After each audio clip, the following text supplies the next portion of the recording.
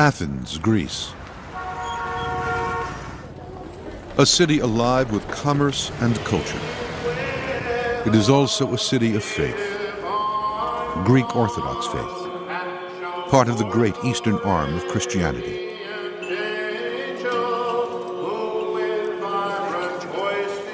But there was another world here once, of which only tantalizing fragments remain. Those who reach back through time, both above ground and below, are in search of a world that was equally alive and equally devout, the world of the ancient Greeks. It still speaks to us today through one of its legacies, Greek mythology. It was populated by many gods and goddesses, each with certain powers in the world, and each with a story of their own. For tens of thousands of years, predating biblical times, accounts of the gods and their doings were passed down by storytellers. It is extremely hard, but one tries to fantasize of what was it like in those days. I think favorite stories of gods must have been, thinking back, what did the child think and was impressed about was, how did Zeus give birth to Athena from a headache? Apollo, who was a very wild young man, who then developed into being the god of order, of music, of art. Poseidon, who would create storms when he was angry. Athena, who was the protector of our capital city and was in favor of peace. Presiding over all was Zeus, god of the sky, god of thunder.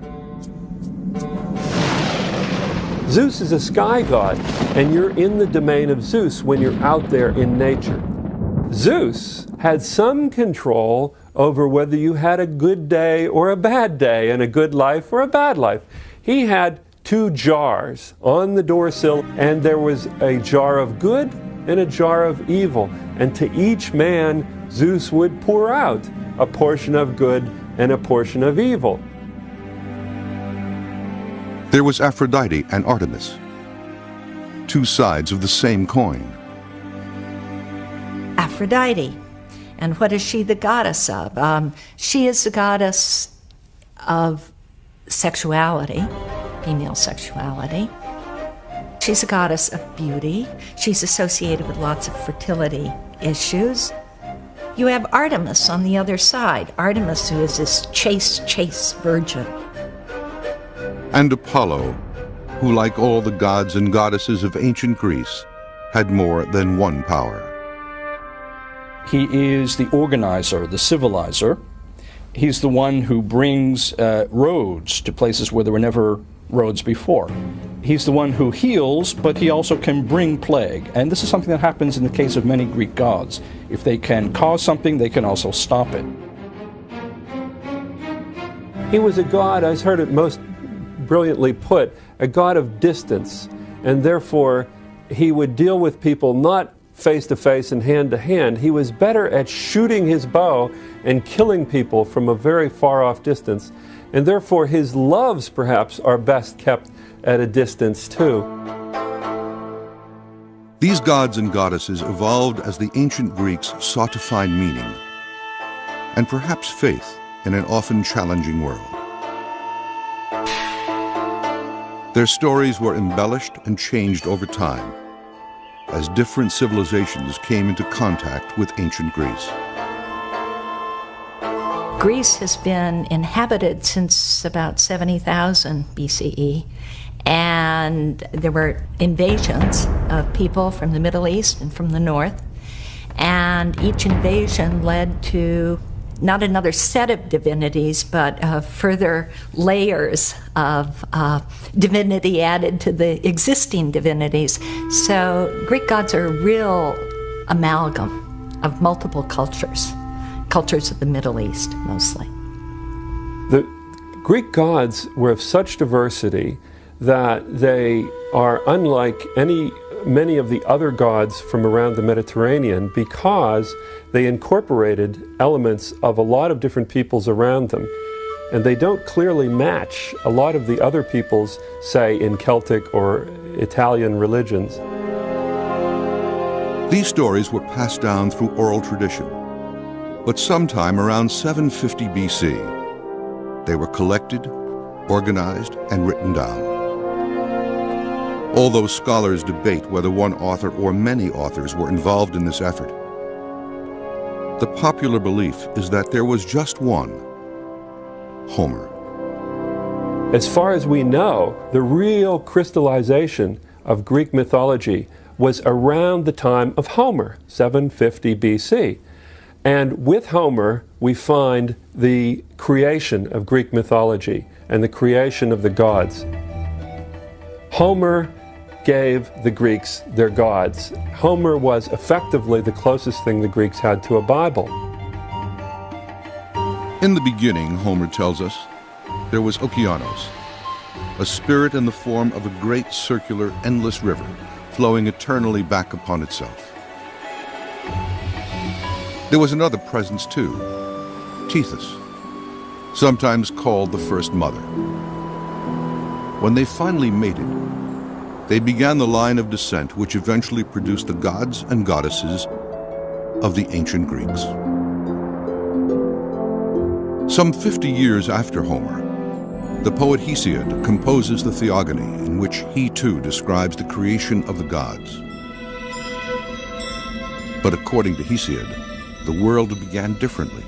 First, there was a supernatural presence called chaos, by which Hesiod means emptiness, not disorder.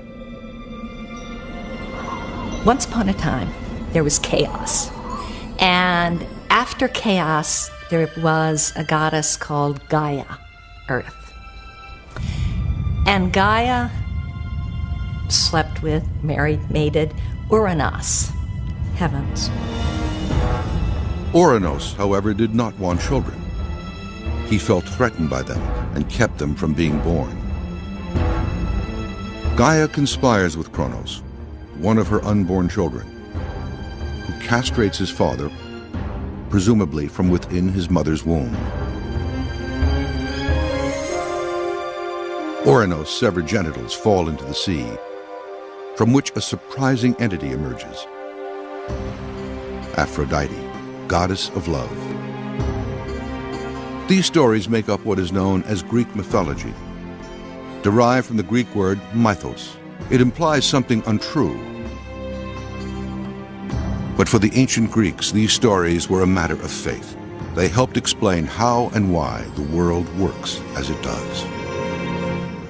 Interestingly, love and war, or violence and sex, are deeply connected in Greek mythology, and not only in Greek mythology, but in a number of mythologies. Why are these two things deeply connected? I think that the ancient peoples, and certainly the Greeks, felt that deeply passionate feelings were somehow connected in the human mind and in the human emotions. That is, great desires and great fears or great hatreds were somehow linked. In this way, the stories and characters of Greek mythology had real-life application. Hesiod's creation story goes on to tell how Kronos frees his brothers and sisters from Gaia's womb. These beings would be known as the Titans, born only after their father has been castrated. The theme of conflict between father and son continues, as Kronos himself now kills his own children. Kronos married Rhea. Every time Rhea gave birth, he'd swallow the children.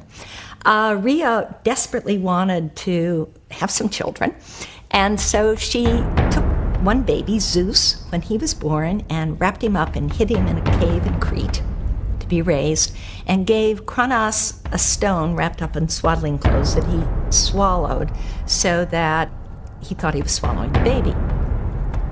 Well, Zeus grew up, came, attacked his father, and all the children emerged. And those were the beginnings of the Olympian gods. Zeus retrieves the rock with which his mother deceived his father. It can be seen even now at the sacred shrine of Delphi. There's always a kind of inherent conflict and tension between fathers and sons. Greece has been, really until this century, a subsistence economy. And so if you have a small farm, the father's in charge of that. The son, even the first son, is not going to get any kind of rights until the father moves on, retires or dies. What is the concern there? There's a real concern, obviously, about issues of succession and power. After Zeus rescues his brothers and sisters from their father, they seize Mount Olympus. From this stronghold, they battle for control of the world against their father, aunts, and uncles, all of whom are Titans. Finally, the gods and goddesses of Olympus prevail. They acknowledge Zeus, who is also god of the sky, as their king.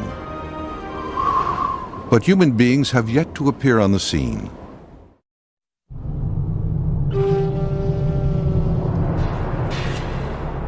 The story of creation in Greek mythology goes on in Hesiod's telling.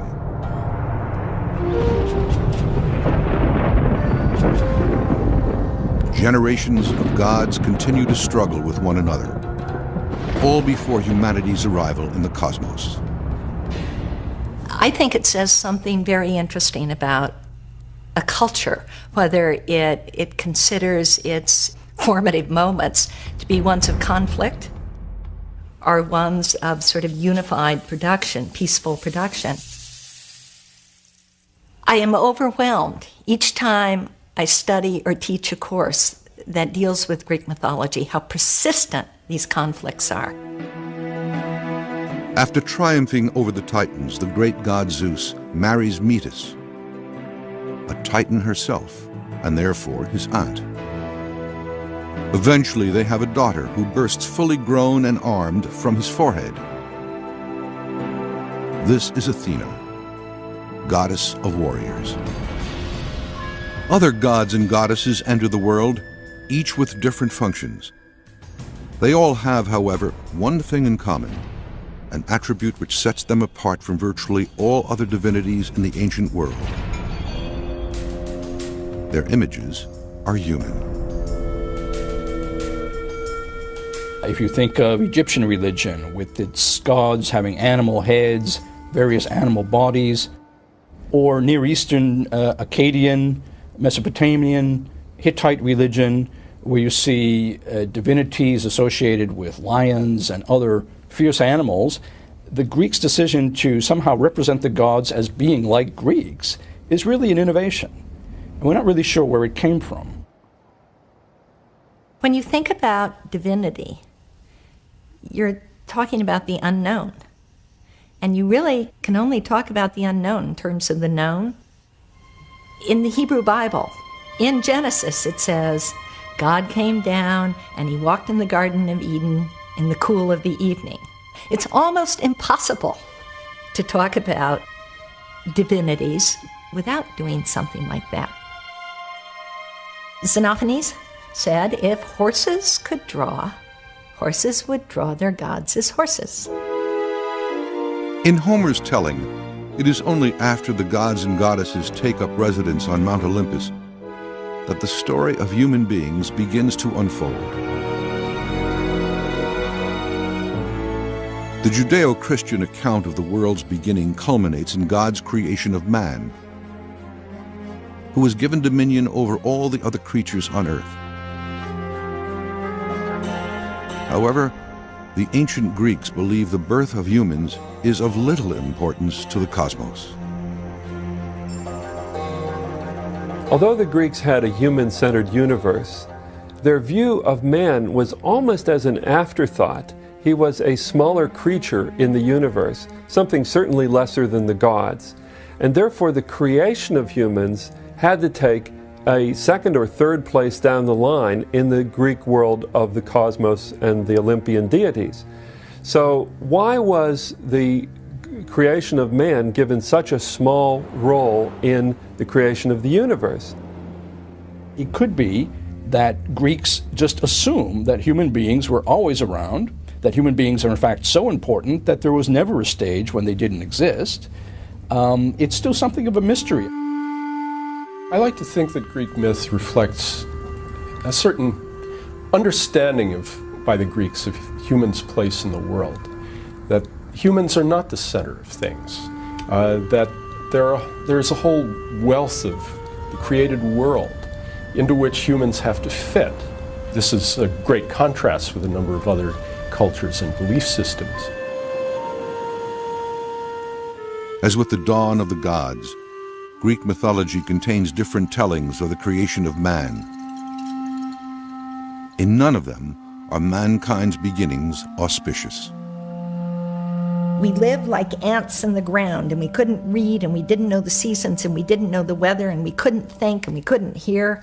We were just despicable worms and worth despising. In Homer's version of the creation of humans, the god Prometheus forms the first man out of mud and breathes life into him. In Hesiod's telling, Zeus creates succeeding races of men: gold, silver, bronze, and iron. It seems that each race symbolizes differing aspects of the human condition. The first race of men is made of gold. Their lives are easy, their crops abundant. They literally feast with the gods. In the beginning, there was a golden age, and people lived on the earth, and all the crops grew of their own accord, and everybody was good, and everybody was just. And those people, after a while, just disappeared. The golden race appeared to have lived a perfect existence, seemingly in paradise. And yet, this race vanishes without explanation.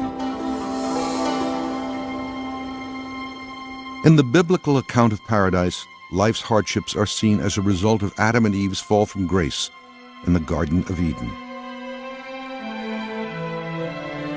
For the golden race of men in Greek mythology, there is no such explanation for their disappearance. The reason for their fate remains a mystery.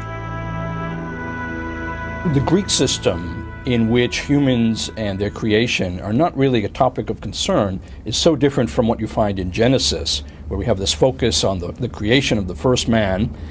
Of course, in Genesis, it's related to the further story, what happened after the first man and woman disobeyed God. In Greek myth, disobeying the gods is not such a big deal as it is in Genesis. So why doesn't Hesiod have an answer, or why doesn't Hesiod give an answer to why the golden race came to an end with the Judeo-Christian myth of the fall from the Garden of Eden? Because that clearly was the fault of Adam and Eve. And what that means is there is no really good explanation for why the world is so difficult now, why humans can't have an easy time.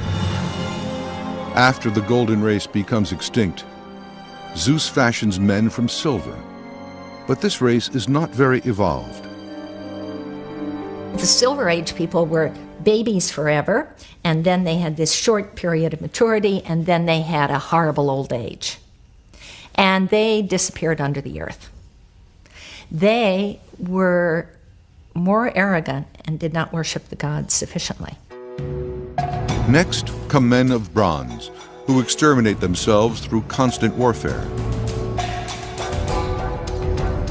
Eventually, the race of men who live today appears. They are said to be men of iron. So basically, this story of degeneration has moved to the present age, where actually it shows a balance in these various views of the important things in life for the Greeks, namely your attitudes to the gods and your attitudes towards warfare and fighting for your city-state and how you can get along or not get along with each other. Interestingly, all these stories account for the creation of only half the human race, man. Woman is created as an affliction, a punishment, and all because of a trick. The first woman was sent to the earth as a punishment to mankind. Now, this sounds incredibly misogynistic, and it was an incredibly misogynistic story on the part of Hesiod, who told this in 700 BC. But the story goes that one of the gods, Prometheus, tried to trick the master and king of all the cosmos, Zeus. Prometheus is a trickster god. He's a smart god. Prometheus means forethought. He killed a sheep, and he took the sheep, and he took all the good, wonderful meat, and he put it inside the disgusting belly. And he took all the bare bones, and he wrapped them up in the beautiful white shining fat, which is, of course, what burns in a sacrifice. And he presented these two bundles to Zeus, and he said, "You pick."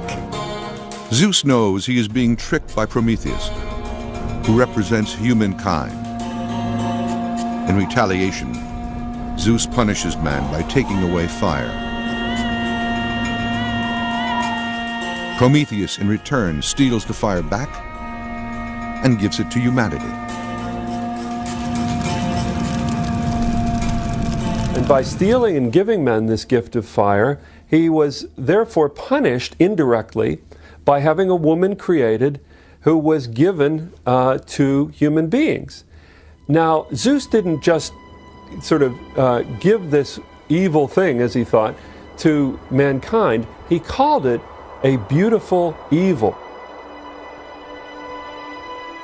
She's one you can't do without. She's a kalon kakon in the terms of the Greek, a beautiful bad thing. And so Greek myth, Greek poetry likes to have it both ways. Women are beautiful. Women are something irresistible. At the same time, women make you work. And so they're a bad thing.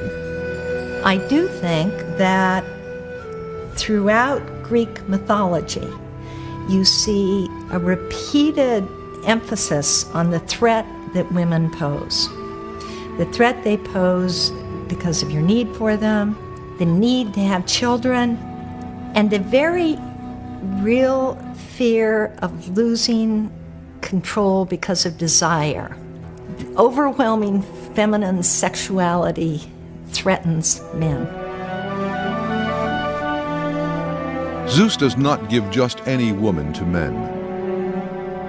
Indeed, he gives men a kalon kaikon, a beautiful evil. Her name is Pandora, and she comes with a jar full of evils to let loose in the world.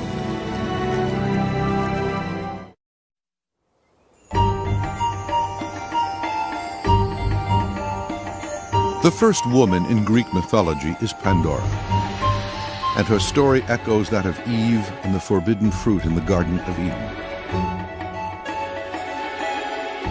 Given a jar and told not to open it, Pandora does so anyway. And all the evils of the world are let loose. All sickness, pain, suffering, disease. Too late, she closes the jar, leaving only one thing behind: hope. But what is hope doing in Pandora's jar full of evils? Hope is there as an evil, which is, I think, fascinating. Hope is an evil because hope allows you to act with the sense that you can control the future. And in Hesiod, that is a very dangerous thing to do. You can't control the future, and it's to act under a delusion. Is hope something good or something bad?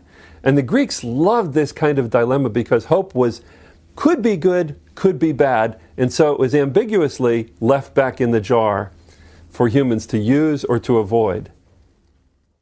Pandora is perhaps the most prominent, but certainly not the only example of women being a source of evil in Greek mythology. Some scholars find a deeper meaning for this disparagement of women and point to Aphrodite, the goddess of love.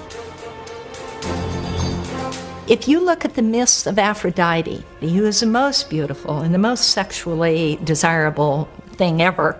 Men are afraid of her. She sees a man, a human being, Anchises, on a hill outside of Troy, and she wants to sleep with him. And she goes to him, and he says, "You are too beautiful to be a human. You must be a goddess, and I don't want to sleep with you." And she says, "Oh no, I'm just a maiden from the neighborhood." They go to bed together, and when he wakes up, she's become her goddess self. And he's terrified. He's terrified he's going to be emasculated, that he'll lose his strength. In contrast, the ancient Greeks believed that Athena, a goddess without a sexual role, is a great force for good. Athena is the protector. Athena is the warrior divinity who leads the just defense war. She is the city goddess, and in many respects, the most important divinity the Athenians have. And that might be true for many other cities where you have an Acropolis with the Temple of Athena on top. And thus the world of Greek gods and goddesses is not merely a collection of colorful stories, but a window on an ancient civilization, its thoughts and its values. The kind of nonlinear thinking that you see in myths, the sort of narratives that leap all around, that introduce strange creatures, look a lot like dreams. And so the question, I think, is whether Greek myths are somehow the collective unconsciousness of Greek civilization at an early period. Whether conscious or unconscious, the gods are very much present in the everyday lives of ancient Greeks. In each of the mountains, in each of the plants, in each of the emotions they felt that there was a God in control behind this.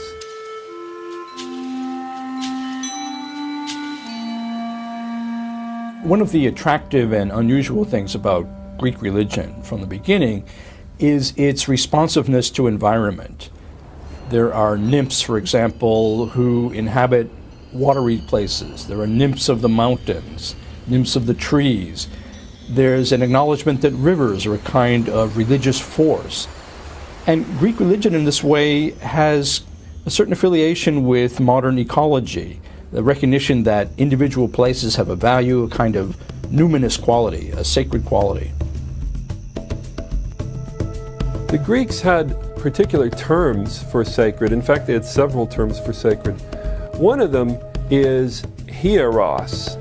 And hieros means that it belongs to the gods. In fact, the Greek word for religion is ta hierai, the sacred things. And so the stories in Greek mythology are used to explain an often difficult and random world.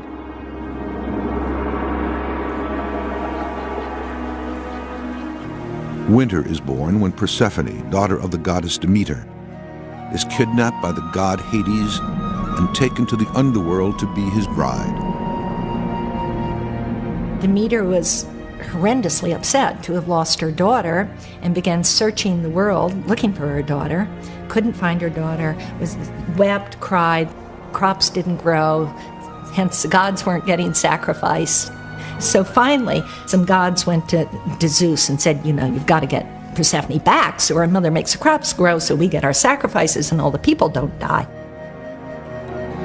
Eventually, Persephone is allowed to return to her mother on one condition. Each year, Persephone must spend 3 months with Hades.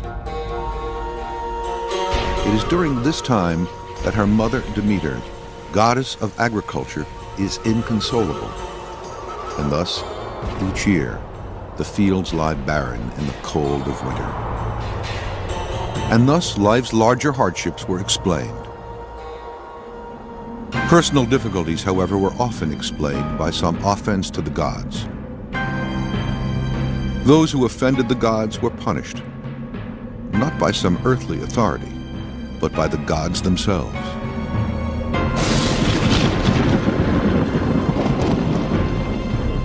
There's a Greek word, in fact, desidaimonia, which means fear of the gods or respect for the gods. And this was a positive thing. life was felt to be fairly precarious, and you needed to do everything you could to get whatever powers ruled the world on your side to keep safe.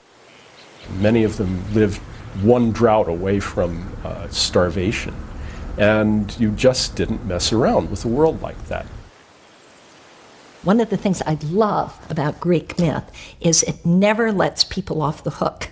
It never says, this happened because the gods made it happen. It's our fault if we can just understand why. It's sort of I think, a difficult world to exist in.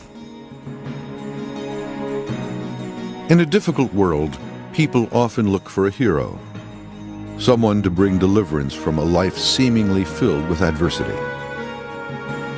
Some believe a child born of a Greek god and an earthly woman prefigures the appearance of Christ. Was this destined to happen?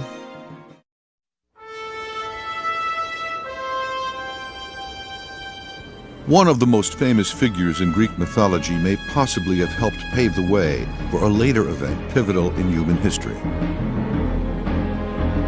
Heracles, better known to us as Hercules, is born because the great god Zeus lusted for a beautiful mortal woman. She, however, is a faithful wife. Zeus takes on the appearance of her husband and manages to have her. The outrage is compounded by the fact that Zeus himself is married to one of his sisters, Hera. The notion that the gods are not always ethical, not always honest, is also one that makes sense when you think about it. And the Greeks seem to have been comfortable with it for many centuries.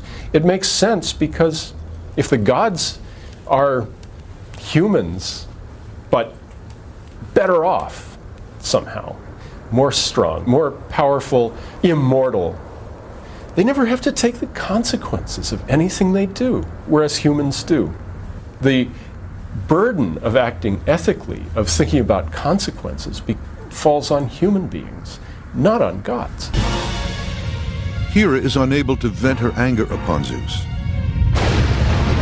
in a move entirely characteristic of a Greek god. She turns her wrath on the child born from her husband's infidelity. Heracles is perhaps the most famous Greek hero, a figure particularly important in Greek mythology.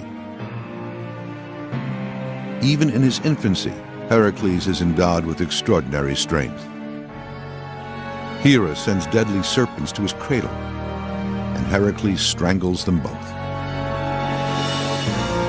Many of the Greek heroes did in fact have one divine parent and one mortal parent. More generally, a hero was a man of more than normal strength, who was somehow marked out for a life of achievement, but also a life of enormous difficulty.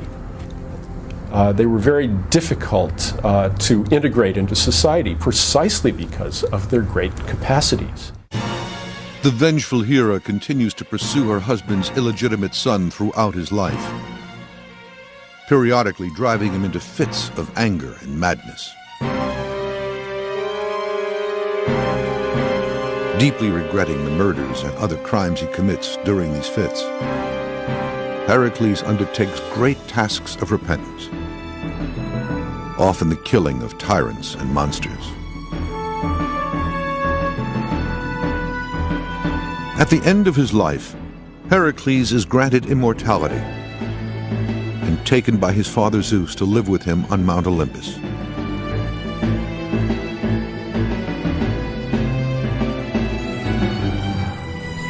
And thus, the story of Heracles may have paved the way for the Apostle Paul, who brought word of a new faith to the Greeks centuries later. They had a story of a son of God, Heracles, who suffered and died and then went through an apotheosis, himself went up to Olympus. And so the story of another son of God who suffered and died and went to heaven would not be all that unfamiliar. In the same way, the notion that a god could take on human form and look exactly like one of us was completely acceptable to a pagan Greek audience. And so early Christianity proceeded in Greece and struck roots in Greece quite easily. Not quite a Christ figure, but elements of that, because it was someone who their toil and suffering and labor and loyalty achieved divinity. While Heracles is unique, he is only one of many heroes who walked among the Greeks.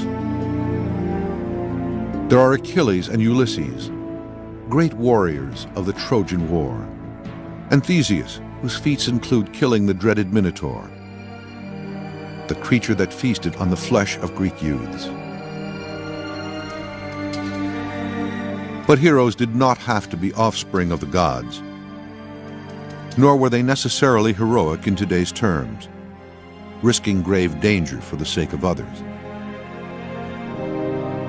For the ancient Greeks, a hero was someone who broke the bonds of ordinary life, regardless of the consequences. It's not necessary that a hero be descended from a god or a goddess. It's not necessary that a hero even do something good in life. And so achievement is more doing something extraordinary and being recognized for it.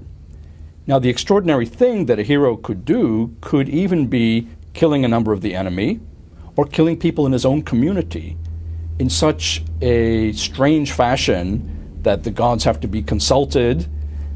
So the heroes are dangerous, unusual individuals, extraordinary but not necessarily extraordinarily good. Heroes really are a projection of what it is to be human on a large scale. They really focus both the great potential of human beings at their best and also the vulnerabilities of humans. Another unlikely hero is Oedipus, who kills his father and marries his mother.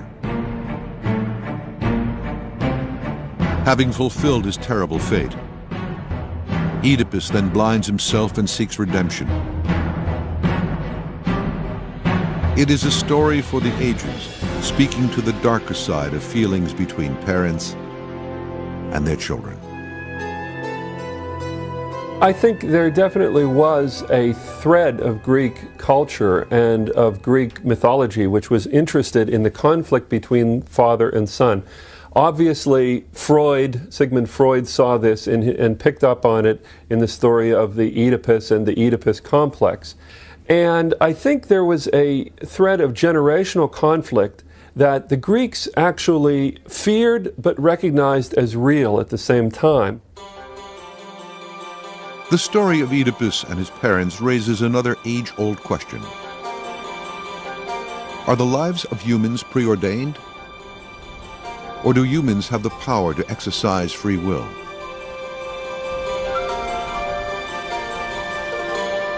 Oedipus is someone who, for no reason ever given, has this fate that he will kill his father and marry his mother.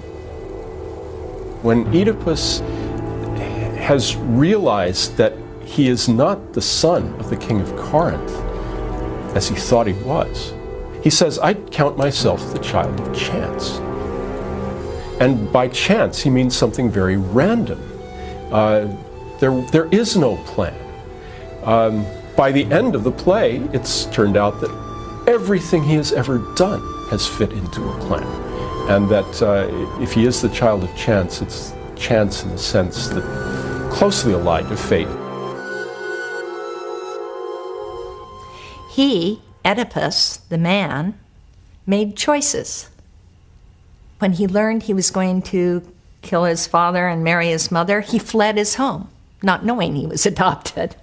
And of course meets his father on the road and kills him and arrives in the city and marries his mother. He chose to leave his home. He did a terrible thing, but he didn't do it trying to do evil. And fate didn't make him do it. The question of a person's fate versus the role of free will was of such importance to the ancient Greeks that they personified fate in the form of three goddesses: When you read the poetry of Homer, it seems that it goes two ways. On the one hand, the Fates are a group of three women, Clotho, Lachesis, and Atropos. Their names mean the weaver, the allotter, and not turning back. And they weave a thread for each person's life when that person is born and determine when that person's life is going to end. On the other hand, we see in Homer's poetry that fate is a power above the gods. The gods bow to fate in several instances. You can look at the story of Oedipus and talk about fate. Was he fated to kill his father and marry his mother? Yes. What does that mean? Does that mean he didn't have any free will? No, it doesn't mean that. It means that's what was going to happen. The Greeks had a complicated view of how the world worked. On the one hand, the gods controlled a lot of actions of human beings or had an effect upon it. But yet, the humans also could control their own individual destinies and call a lot of the shots. So there's this funny relationship between what the gods control and what humans control. And you know what? They loved this ambiguity. And so the ancient Greeks came to terms with the fact that there were no guarantees in life. Some of their concerns seem hauntingly familiar today. This consciousness that the Greeks have that you cannot have too many generations on the earth at the same time is even expressed in a myth, the myth of the beginning of the Trojan War, which says that the earth was burdened with too many people and cried out to Zeus to relieve her burden. And so Zeus invented the Trojan War to get rid of a lot of people.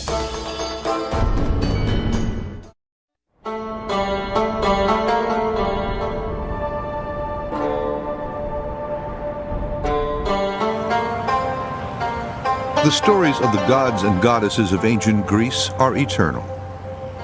They still speak to us today.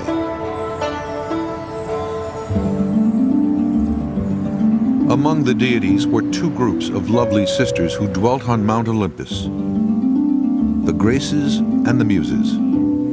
The Graces bestowed beauty, charm, and gratitude on the mortal world. The Muses had a profound impact on how generations since have passed the tales of the gods and the sagas of that long-gone era through oral tradition. From their lofty plane, they descended to the earth, teaching history, astronomy, and the arts.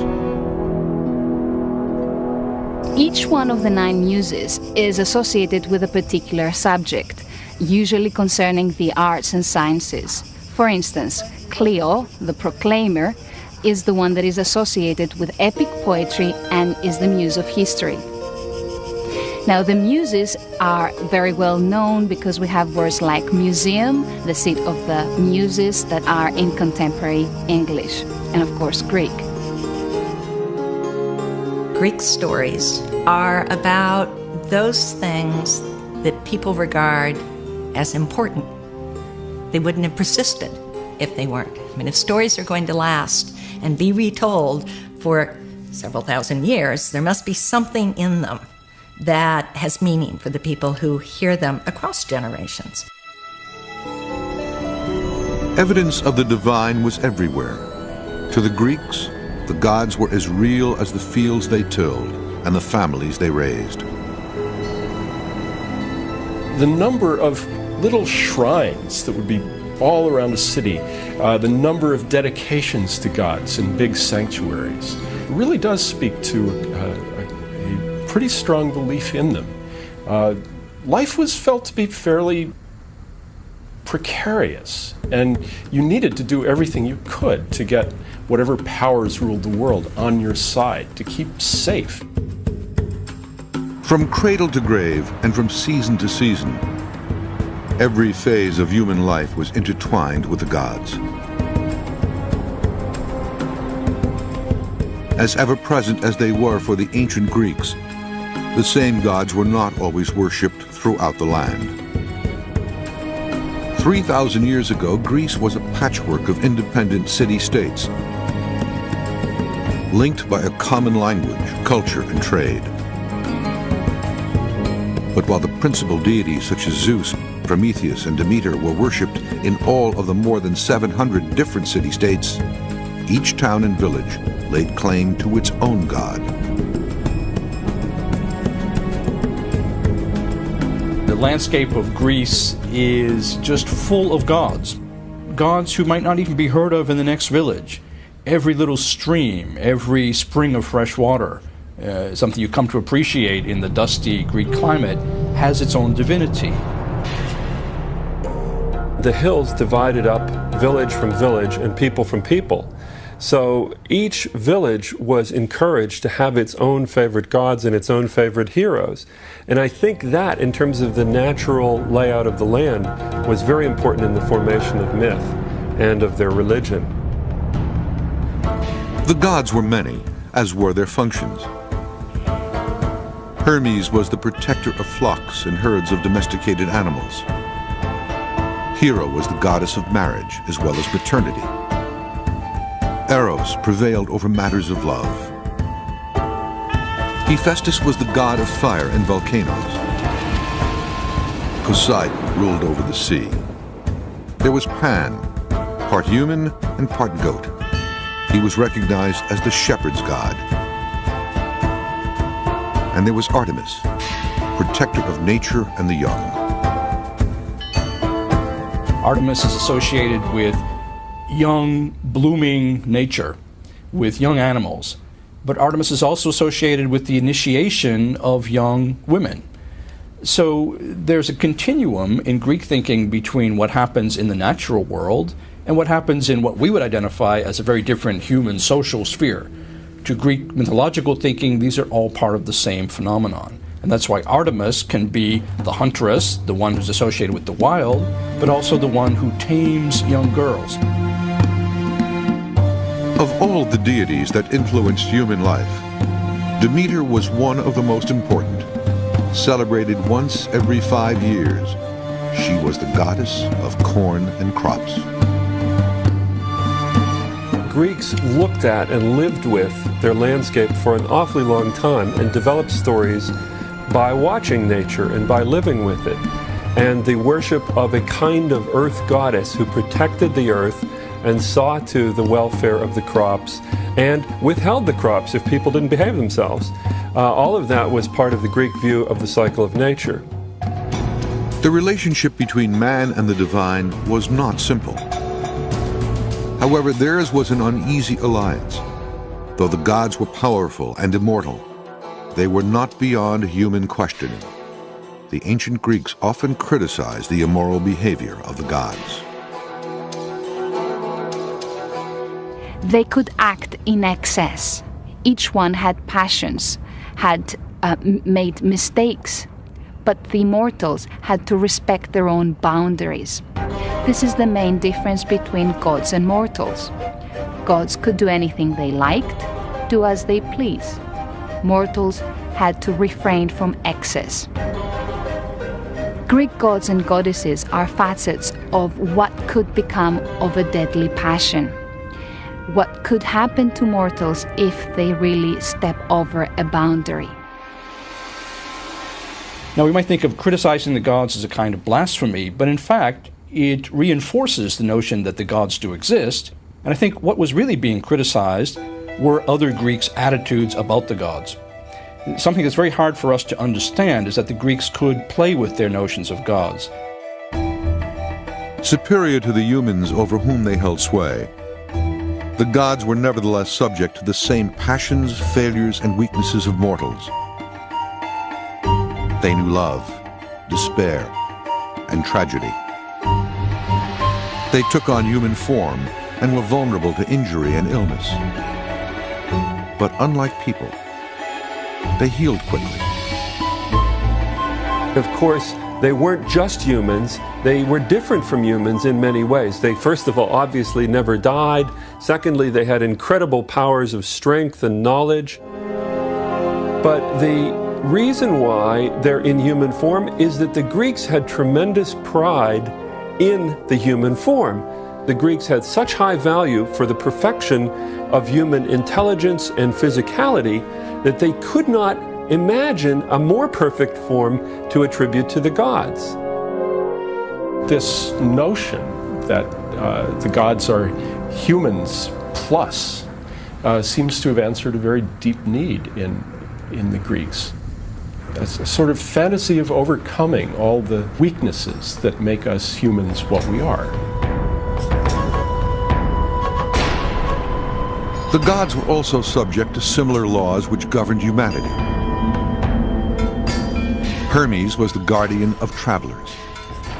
When he cleared a pathway by killing the 100-eyed monster called Argos, he had to stand trial for the deed. Well, he's a god, but he's polluted. And so he had to stand trial.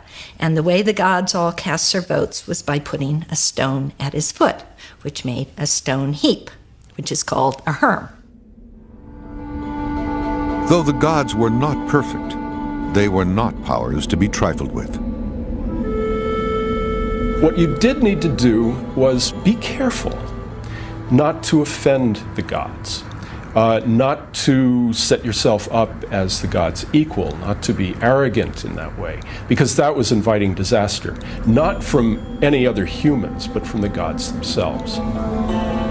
There's the story of Salmonos, who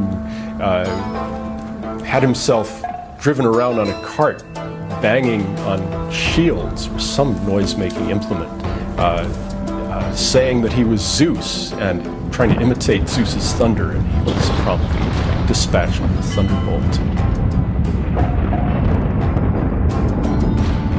I think everybody believed that somebody really powerful had to be in charge of lightning, and the obvious candidate was Zeus. Zeus was a weather god, primarily.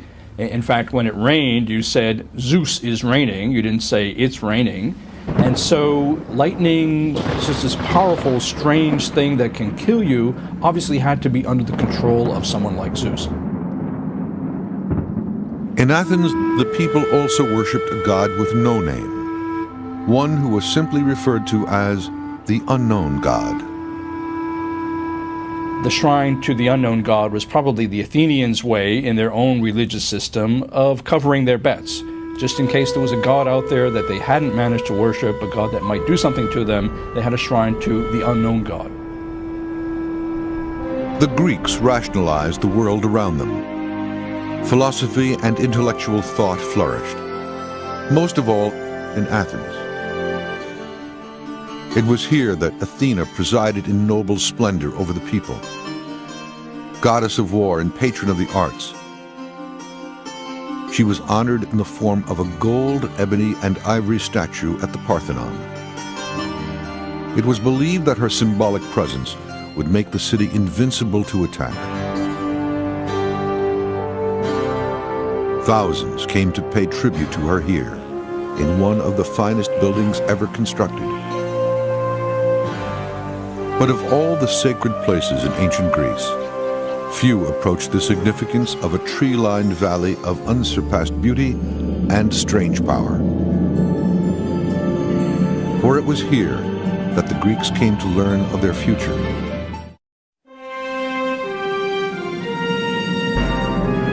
This is Olympia.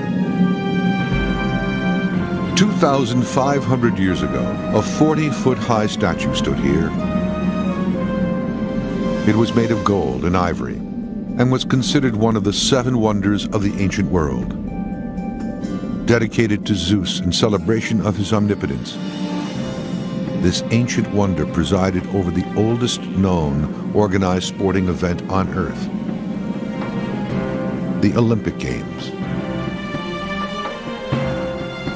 Every 4 years, the Greeks from all over the Greek world and the islands and Italy would come to Olympia to celebrate this festival. Restricted to only males, including spectators, naked athletes competed for crown and glory under a burning sun in 5 events. The broad jump, discus throwing, javelin hurling, wrestling, and the 200-yard dash. While the object of the games was to win, the purpose was to worship. According to one scholar, David Sansone, he believed that the athletic event is an expenditure of ritual energy for the gods. And in fact, one way of showing this is that what the athletes did was sweat. And they sweat and they had dirt on them and they had olive oil on them. And after they finished competing, they cleaned off the scum from their skin using a strigil. And they actually collected the scum from the athletes, which was thought to have magical properties. And in a sense, they were reaping the product of human energy and having this as a magical potion that the gods would honor. This, then, was Olympia. And to this day, around the world, winning an Olympic event remains an accomplishment beyond comparison.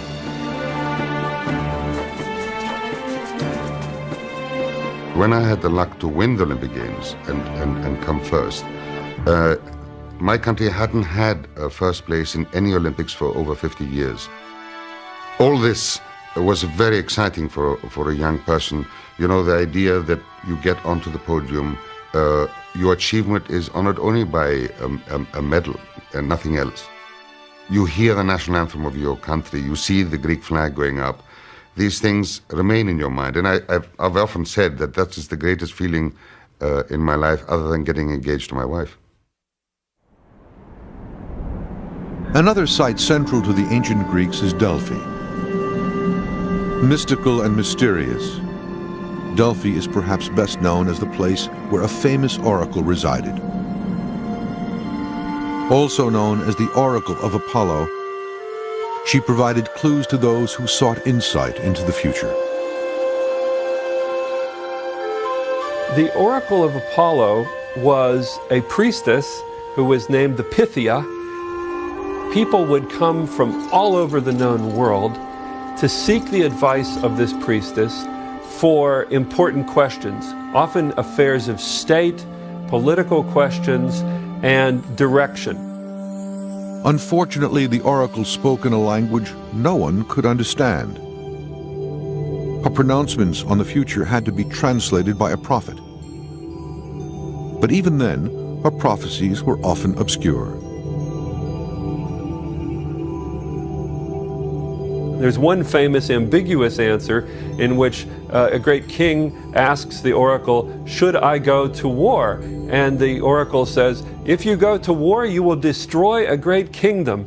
And so the guy goes to war, and of course, his kingdom is the great one destroyed, and he should have read that the right way.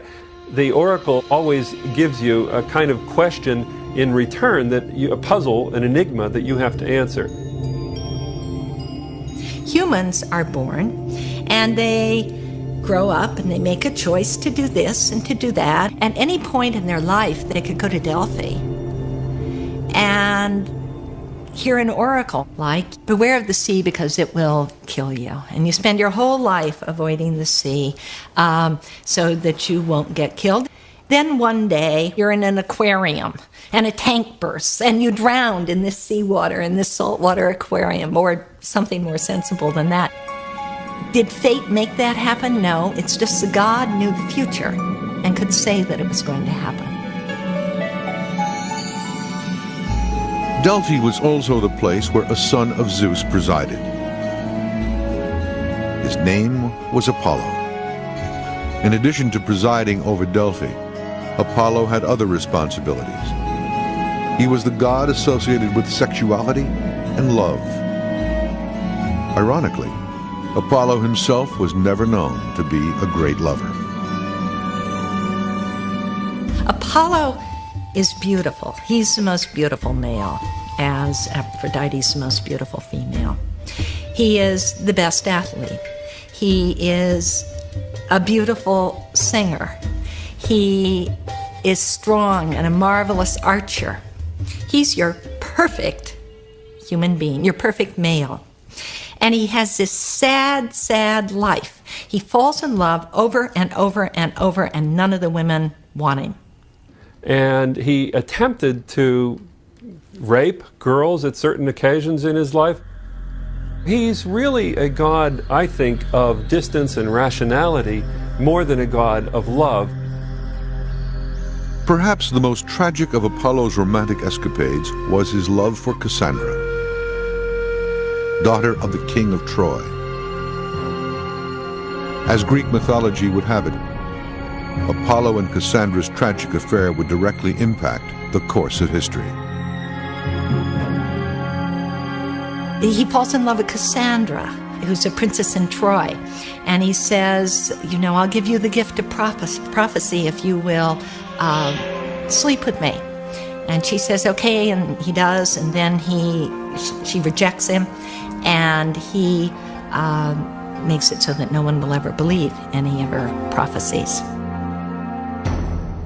And thus, according to Homer, a seemingly insignificant lovers' squabble later played a major role in one of the classic battles of the ancient world,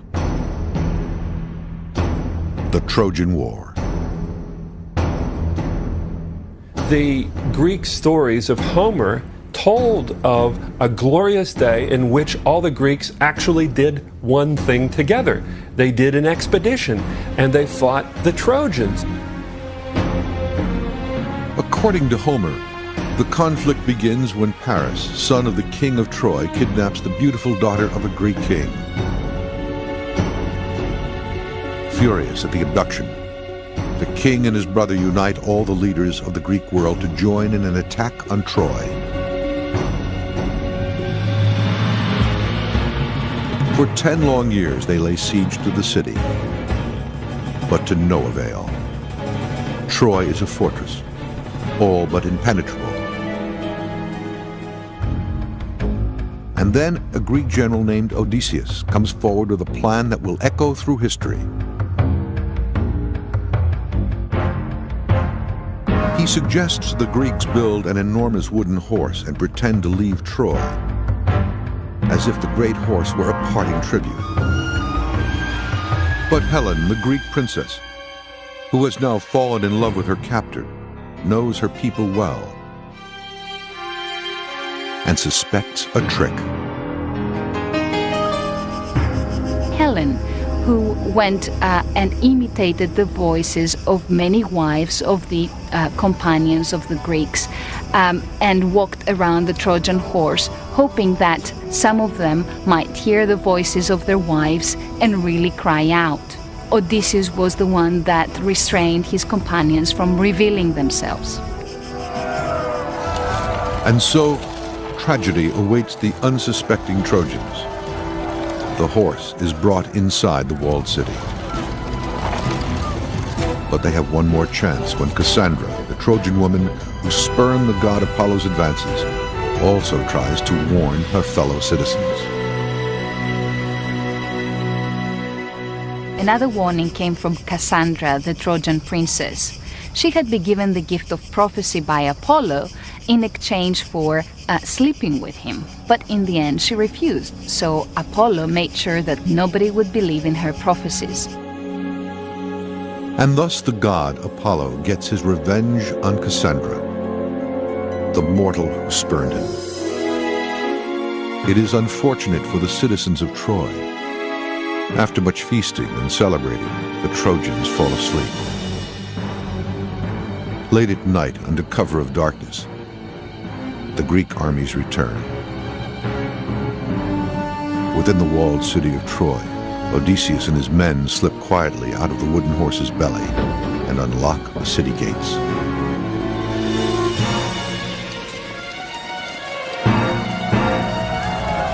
The Greeks storm through the now open gates and lay waste to the city.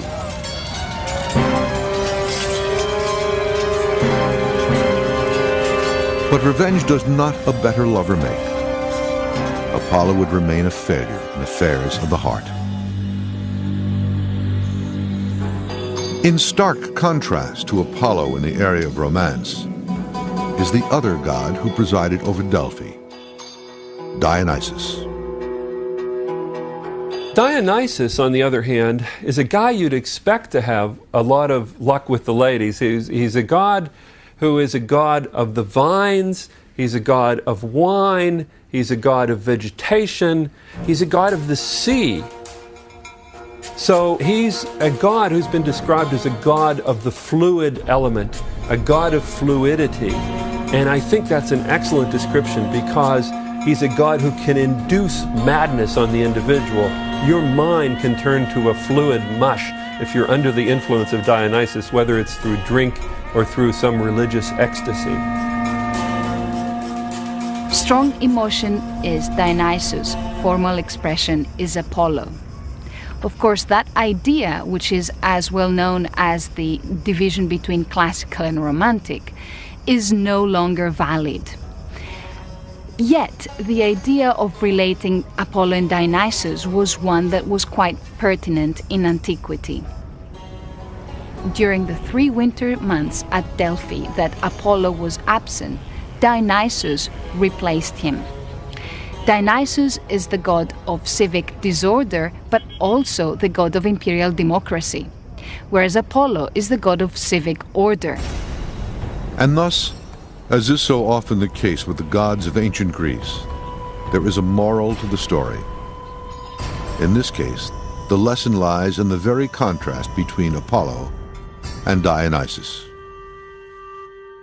Dionysus is a god who is worshipped by women and is worshipped in the countryside and leads women out of their homes, away from their looms, to the tops of mountains where they dance all night and carry torches.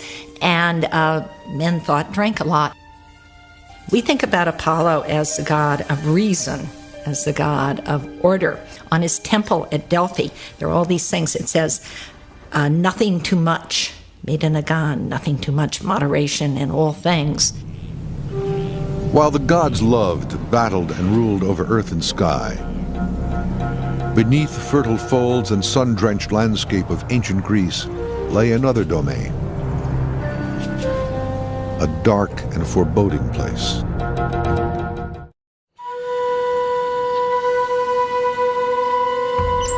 When the Greeks of ancient times died, they were either buried or cremated.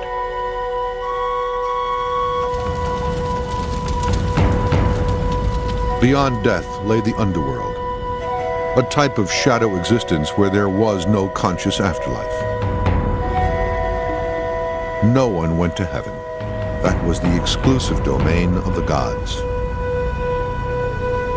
After death, we have a soul, according to the Greeks, which is called psyche, which goes fluttering off like a shadow of smoke into the underworld.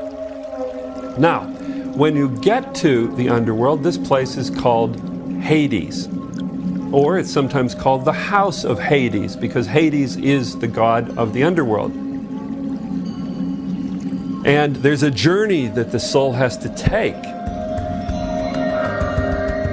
The journey was across the fabled river Styx, or river of hatred, with a man named Charon to ferry the soul over. You have to pay Charon your obols or 2 obols to get across the river, and that's why these coins were put in the mouths of the corpse upon death. When you got there, the first thing you meet is Cerberus, this 3-headed guard dog at the door to the underworld. You went by, because you were a dead man, you were allowed in. If you tried to get in as a live man, you were eaten alive by this thing.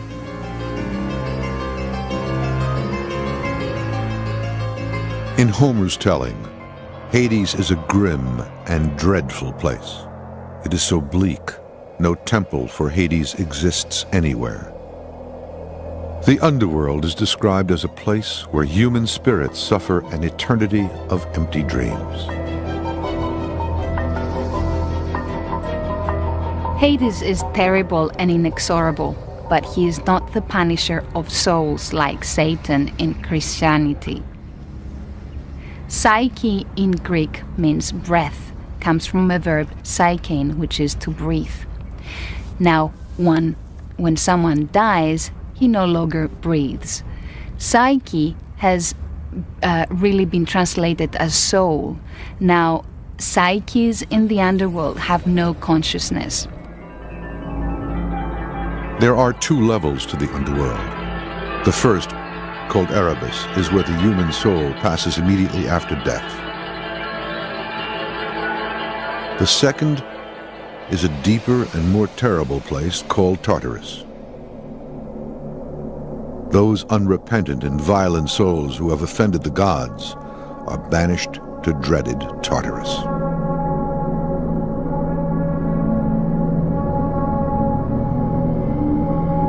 One of the most famous characters who was put into Tartarus was a fellow named Tantalus. And Tantalus was made to stand in a river with a fruit tree over his head. And he was eternally thirsty and eternally hungry, because whenever he reached to drink out of the river, the water would flow through his hands and he couldn't get it to his mouth. And when he reached for the fruit of the tree over his head, it would always move just out of reach. And so he was eternally tantalized, as we have the word from it now. Thus, the gods and their stories gave meaning to the different cycles of life, and even the possibility of an afterlife. They also helped the Greeks establish a morality and a body of ethics.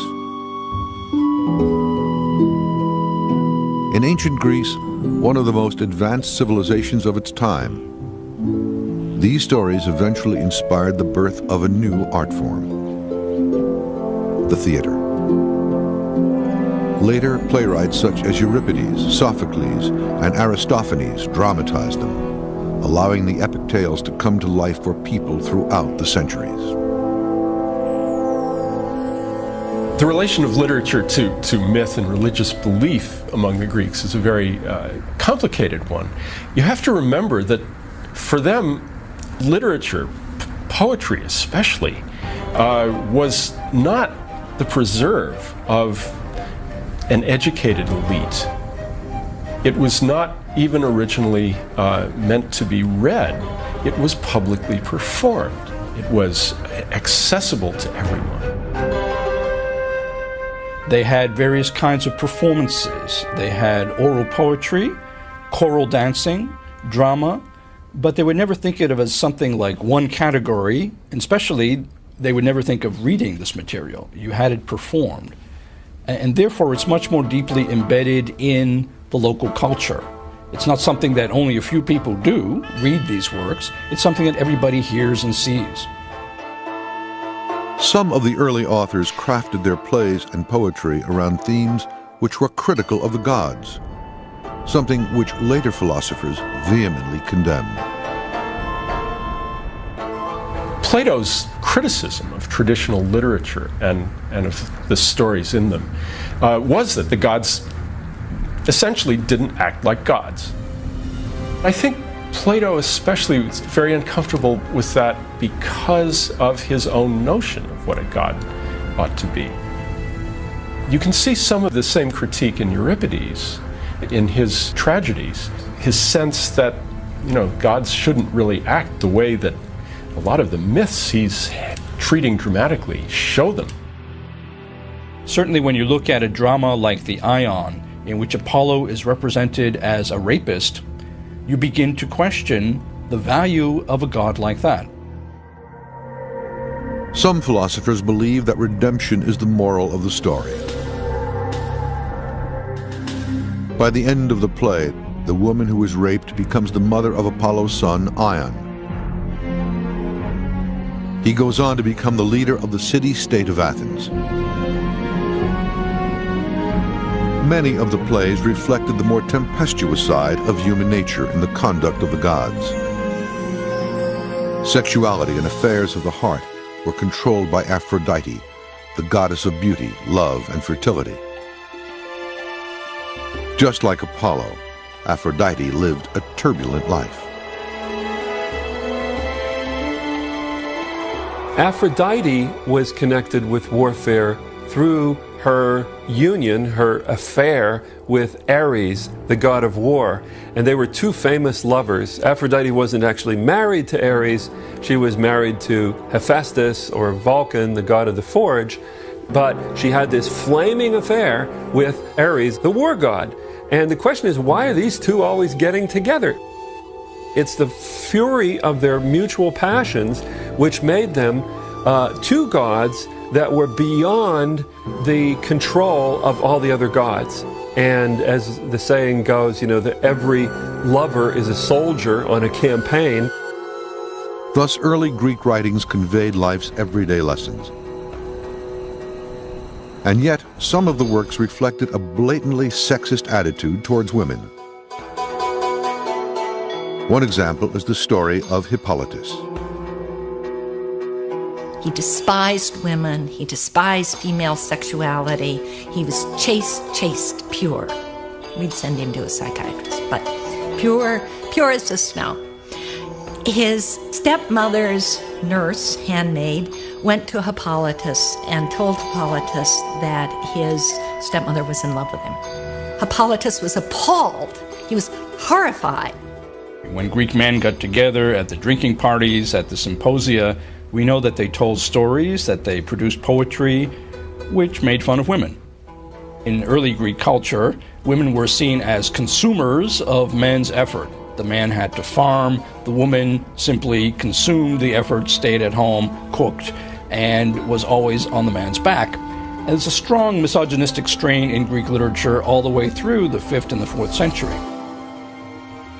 And so, great dramas and comedies unfolded in amphitheaters throughout the land, with all male casts playing the roles of gods as well as goddesses, mortal men as well as women. But the Greeks were not the only ones absorbed by stories of deities and heroes. Others were watching too. Far to the west, across the Mediterranean, a great new empire was being born.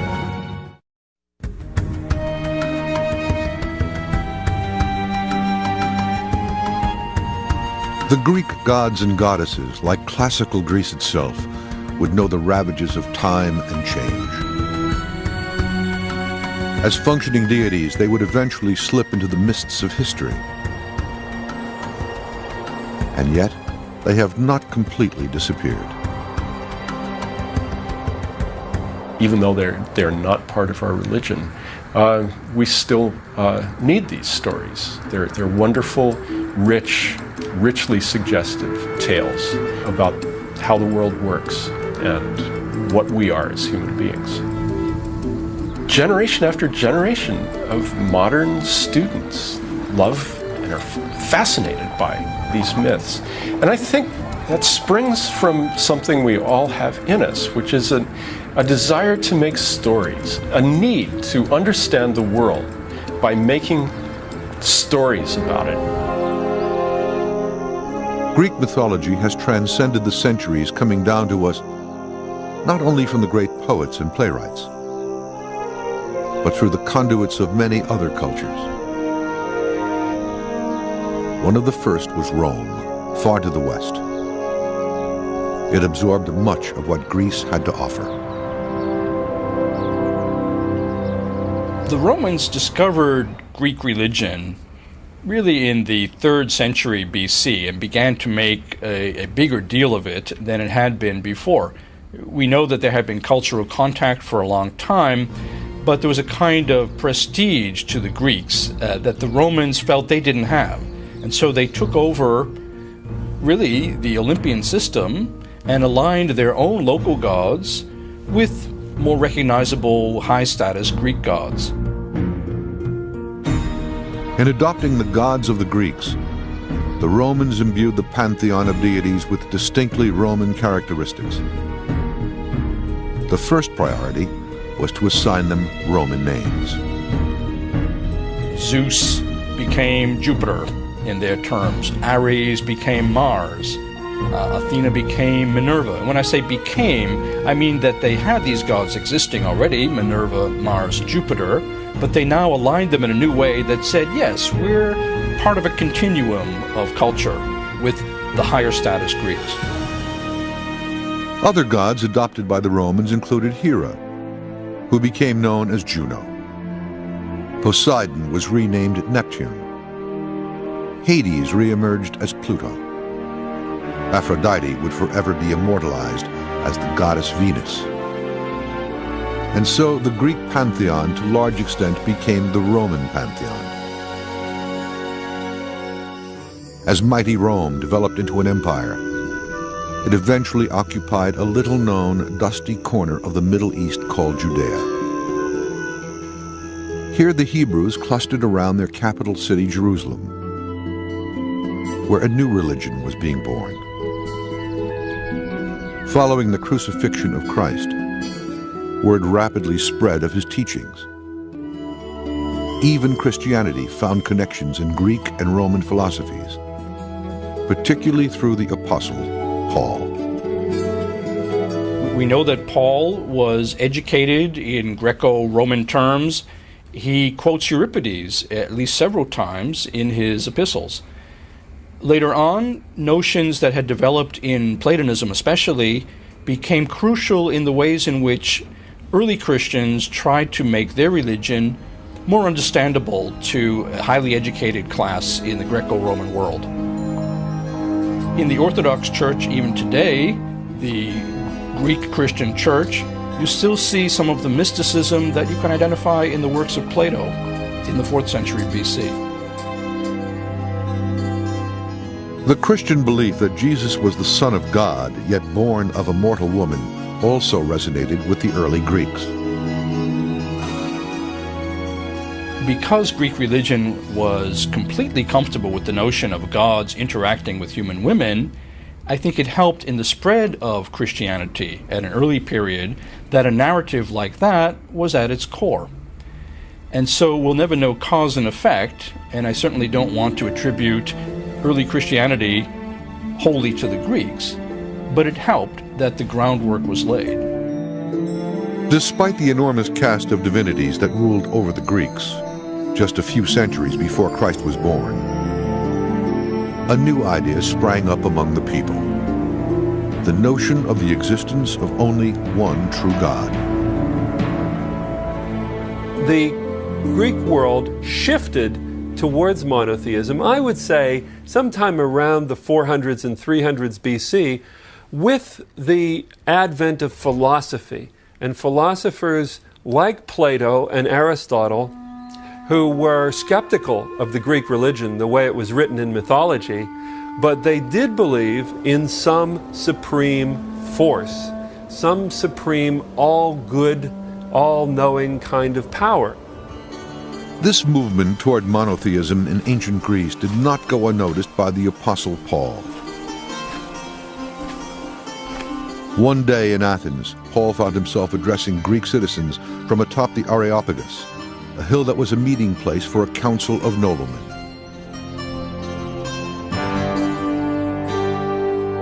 But Paul, standing in the midst of the Areopagus, said, "Ye men of Athens, I perceive that in all things you are too superstitious. For passing by and seeing your idols, I found an altar also on which was written, To the unknown God. What therefore you worship without knowing it, that I preach to you. God who made the world and all things therein, and hath made of one all mankind to dwell upon the whole face of the earth." Acts 17:22. One of the most potent forces that shaped Greek thinking was an awareness of sin. But 2,000 years ago, the concept of sin meant something very different than the beliefs held by the early Christians. The Greek word for sin, the closest one, is a word that means to miss the mark, to err, to go wrong. Now, what does that mean? To sin, if you go too high, it means that you're stepping beyond human limitations. If you go too low, it means that you're not living up to your fulfillment. And so, for the Greeks, a sin was really not fulfilling who you are. Though separated from us by untold millennia, the great pageantry of gods, goddesses, and heroes, of muses, fates, and graces, of soaring accomplishments and bitter defeats, is as significant today as it was to the ancient Greeks. The interesting thing about the Greeks at that period who venerated these gods, but they gave to the gods the attitude also of human beings. There was the fighting, there was the jealousy, there was the adultery, there was the happiness, there was the truth, there was the peace. There were all the things that were going on in everyday's life of the human beings was also associated with the gods. And I think that is part of the reason why these things have survived all these centuries in the minds of people and identified in the way the Greeks think even today. Greek myths is a whole body of narratives. Say something very complicated about the world. They speak to a kind of optimism and a kind of pessimism at the same time. Greek myth as a whole really does tell us through a lot of exemplary stories, a lot of different things about the nature of reality and the nature of life, what's important, what we ought to care about. One of the major lessons is that to read any of these stories, which are timeless treatments of big human questions of personal morality versus the morality of the state and laws that are imposed, and how do you negotiate these very difficult questions of the best behavior as a citizen in the state, those are addressed by Greek myths and by Greek legends. And you are left with this feeling that we don't know really what these gods are or who they are. But we know there's some force out there. There's some huge force that's controlling our lives, and that we have to keep an open mind to what that force is doing. That's why the Greeks can speak across 3,000 years of history and tell us some questions, if not the answers, to some of the most perturbing eternal questions in the world. There was another world here once, and the gods and goddesses and people who lived here still haunt the landscape. Their stories still travel across time. As long as people seek a deeper understanding of themselves and their world, ancient Greece lives on. All ye other gods of this great place, grant to me that I be made beautiful in my soul within, and grant that all my external possessions be in peaceful harmony with my inner man, with myself. Plato.